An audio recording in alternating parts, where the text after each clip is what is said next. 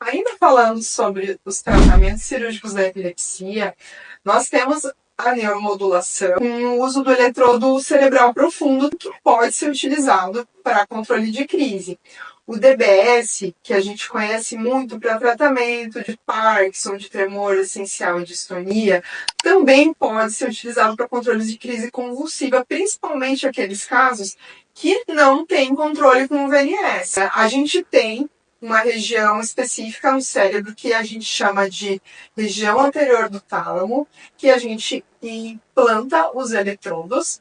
Esses eletrodos eles são alimentados por marca-passos também.